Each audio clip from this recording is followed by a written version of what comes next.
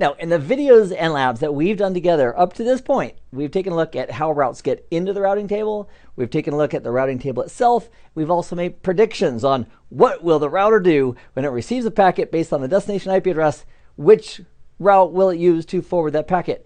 So I'd like us to reinforce those skills that we've learned and are learning by taking it to the next level, and that is applying it to a production network. So let's you and I imagine that we just got a call from Bob.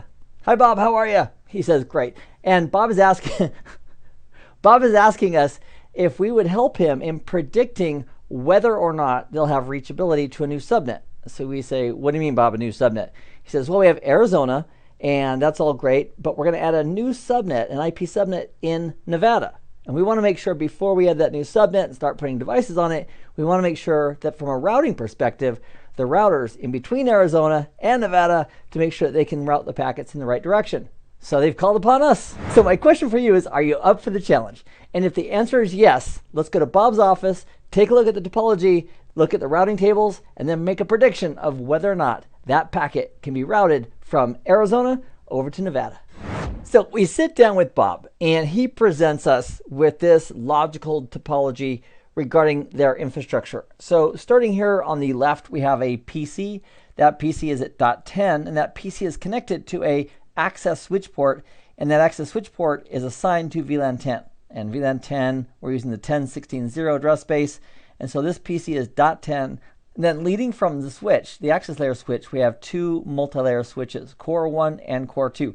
Core 1 and Core 2 both have switched virtual interfaces in all the VLANs. So they've got interfaces, layer 3 interfaces in VLAN 10, VLAN 40, and any other VLANs that we're using here. And their IP address on those SVI interfaces, those switched virtual interfaces, are going to be .1 for Core 1 and .2 for Core 2. So on VLAN 10, Core 1's IP address, its interface VLAN 10 IP address would be 10.16.0.1. And that's what Bob, or this PC, is currently using as a default gateway. Now, port 1/1 on Core 1 is an access port that's assigned to VLAN 40. And connected to that port in VLAN 40 is the Arizona router R1 off of its gig00 interface. And this network subnet right here is the 10.16.6.0. That's the 40 VLAN. And so Core 1 has an interface VLAN 40 with a .1 address, and R1 has an IP address on this interface that's connected to VLAN 40 of 10.16.6. And the last octet is 5 for all the interfaces on R1. And then we have a common layer 2 network between router 1, router 2, and router 3, and it's using the IP address space of 10.16.7.0 with a 28-bit mask. And R2 is using .6, and router 3 in Florida is using .7. So with this in mind, we then go to Bob and say, okay, so now what are you thinking about doing? And Bob says this. Bob says, up here in Nevada, we are going to add a new subnet of 10.16.10.0 with a 24-bit mask. And the question is, if this PC over here in Arizona tries to ping 10.16.10 dot something, and let's put a host there. So let's imagine we have a host on this 10.16.10 subnet, and its IP address is .10. So if this PC over here in Arizona in VLAN 10 tries to ping the IP address of the host here in Nevada at 10.16.10.10, what Bob wants to know is, will our routing currently work? Meaning, will Core 1, which is the default gateway for VLAN 10, and will router 1, and will router 2, will everybody know how to route that packet to get to that IP address on the 10.16.10 network? And it would also be nice if we had a return path as well, so that the PC here could access resources back here in Arizona. So with that in mind, let's go ahead and focus on the three routers in the path here, which would be Core 1, Router 1, and Router 2, to verify that we have full reachability from an IP routing perspective from the PC in Arizona all the way to the new PC on the new VLAN in Nevada. So let's go to the CLI in the hands-on lab. So here in our management machine, let's open up consoles to Core 1 and also to Router 1 in Arizona, and also to our router in Nevada, which is R2. So our question is going to be, between Core 1, Router 1, and Router 2, can we reach the network 10.16.10? And as an example, we could use a host address of .10. Let's imagine that's the destination IP address that we want to be able to forward packets to all the way from Arizona over to Nevada. So here on Core 1, let's do a show IP route, press enter, and a space bar to see more of the output. So let's put our target address of 10.16.10.10.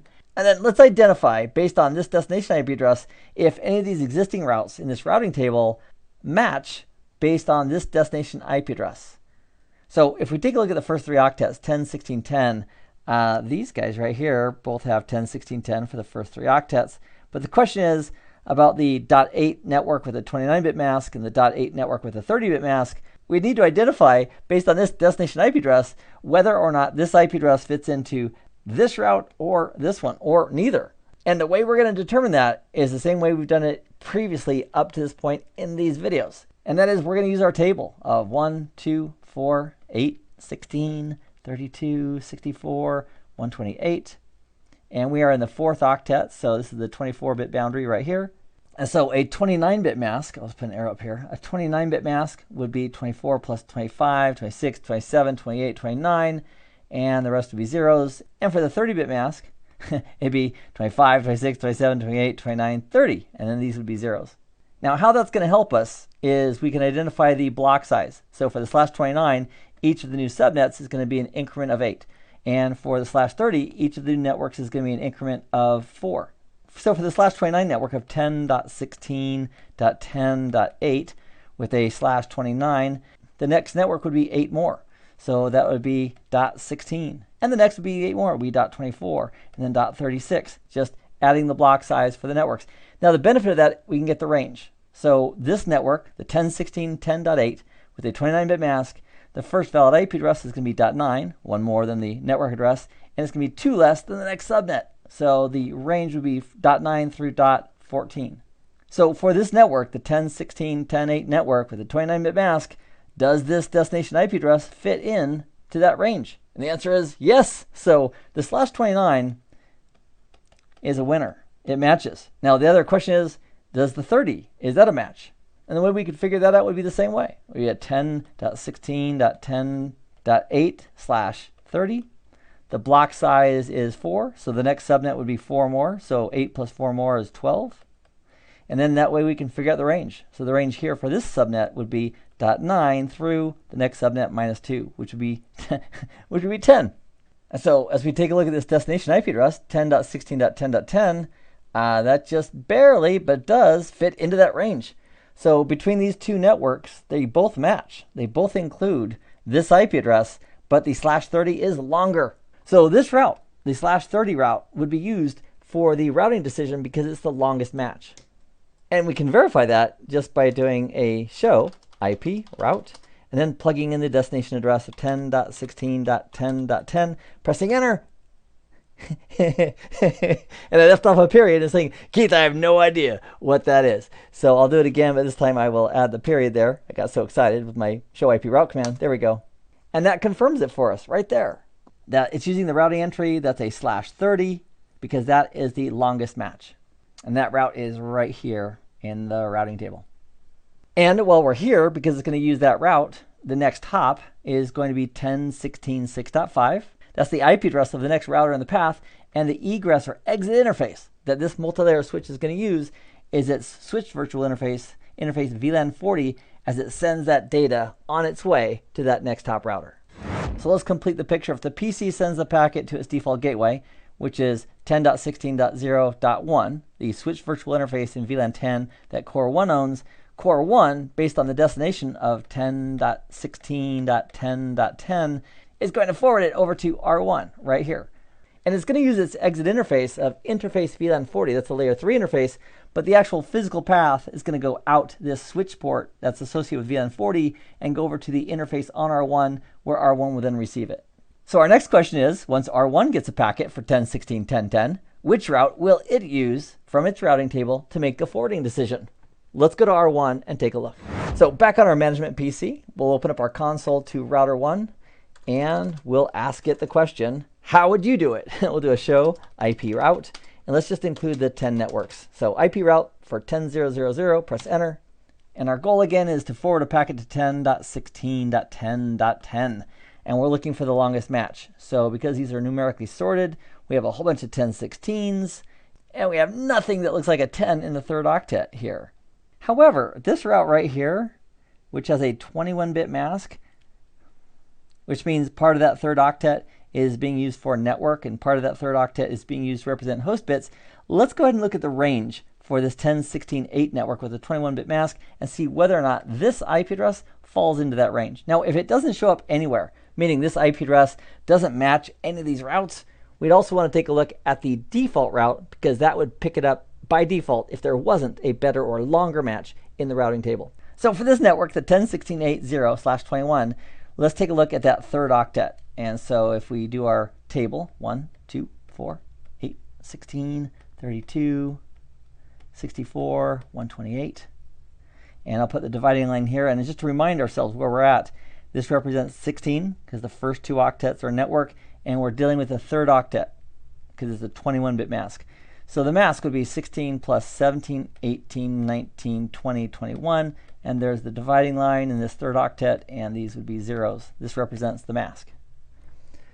So if we have this network of 10.16.8.0 with a 21-bit mask, in this third octet, because the block size is 8, the next subnet would be 8 more, which would be 16. So the range for this network that we're looking at, 10.16.8.0 with the 21-bit mask, would be, for the last two octets, it would be 8.1 through 15.254.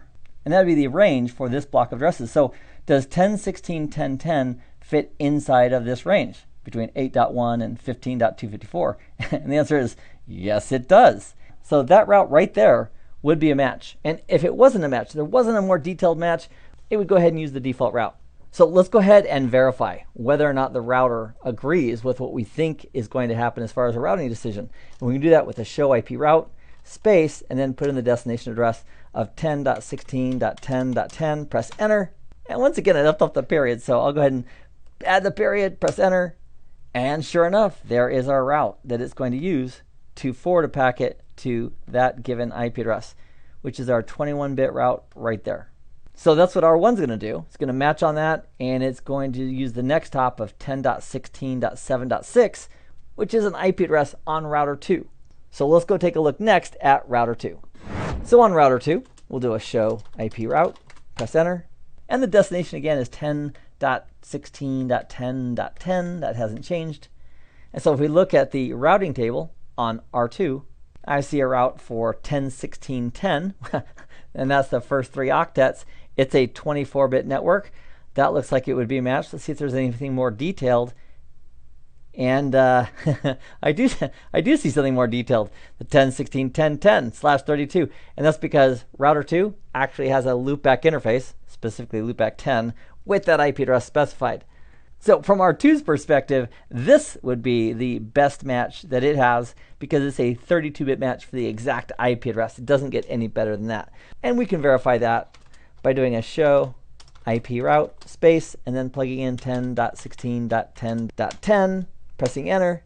It says, sure enough, it is directly connected. I own it.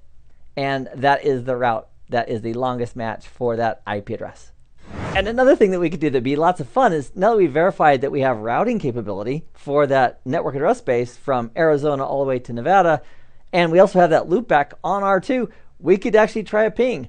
So let's go to our client PC in Arizona, and we'll do a ping and a trace to that IP address and verify we have full connectivity over the network.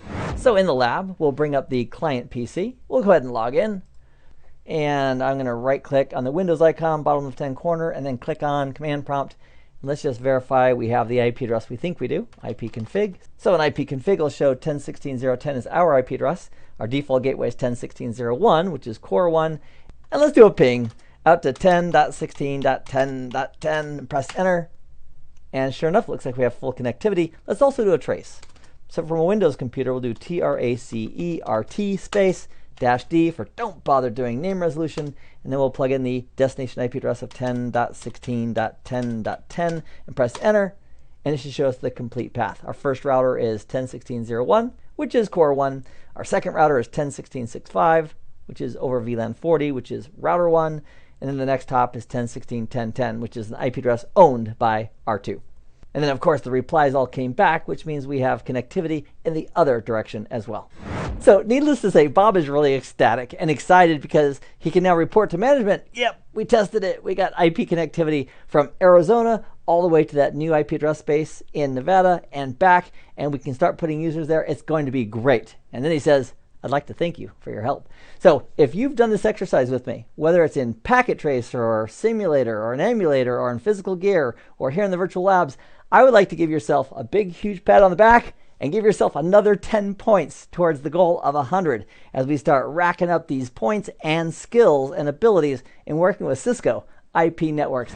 It is so worth it to spend a little bit of time now in building these skills that'll pay off huge dividends in our careers in working with IP networks.